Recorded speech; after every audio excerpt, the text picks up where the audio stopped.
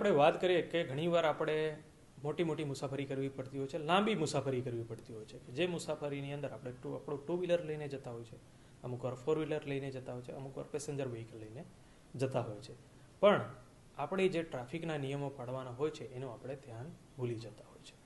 ઘણીવાર જે ટ્રાફિકના નિયમોની આપણે વાત કરીએ તો જે અમુક રસ્તા પર એની સ્પીડ લિમિટ નક્કી કરેલી હોય છે અને એ સ્પીડ લિમિટ પ્રમાણે આપણે વ્હીકલ ચલાવવાનું હોય છે.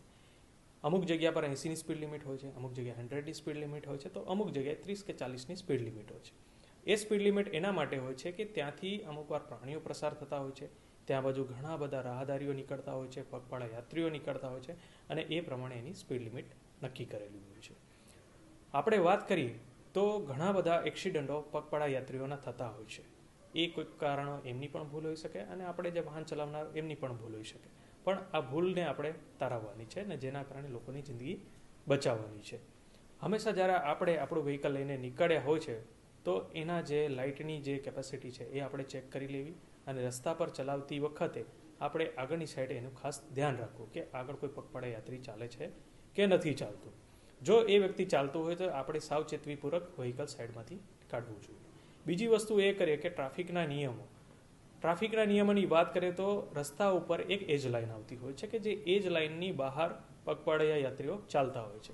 આપણે આપણું વાહન જે ટ્રાફિકના નિયમો મુજબ રસ્તા પર જ ચલાવવાનું છે કે એજ લાઇનની બહાર જઈને ચલાવવાનું નથી. જો તમે એજ લાઇનની બહાર જઈને ચલાવશો કે પાર્કિંગ લાઇનની બહાર જઈને ચલાવશો તો અકસ્માત થવાની સંભાવના વધી જતી હોય છે. હંમેશા જ્યારે પણ તમને રસ્તા પર ડિવાઈડર પ્રકારના સિગ્નલ બતાવ્યા હોય છે કે એવા રેડિયમ રિફ્લેક્ટર લગાવ્યા હોય છે કાં તો તમને એવા પટ્ટા દર્શાવ્યા હોય છે તો એનું ખાસ આપણે ફોલો કરવાનું હોય છે.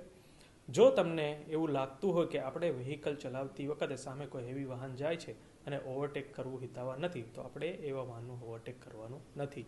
જો તમે એ પ્રમાણે ઓવરટેક કરવા જશો તો અકસ્માત થવાની સંભાવના વધી જશે. વધુમાં હું ખાલી એટલું જણાવું છું કે આપણે ટ્રાફિકના નિયમોનું પાલન કરીશું અને ટ્રાફિકના નિયમો પ્રમાણે જો આપણે વ્હીકલ ચલાવીશું તો રસ્તા પર થતા માર્ગ અકસ્માતને આપણે નિવારી શકીશું. હજી ચોક્કસ એની જો આપણે વાત કરીએ તો જે નેશનલ હાઈવે છે કે અમુક જગ્યા પર આ રીતની એક સુવિધા રહેતી હોય છે કે જેના કારણે SOS એટલે શું કે ઇમરજન્સીમાં તમે કોઈકને પણ જાણ કરી શકો છો અને બોલાવી શકો છો. તમે SOSનો ઉપયોગ કરીને પોલીસ કે એમ્બ્યુલન્સનો સંપર્ક સાધી શકો છો.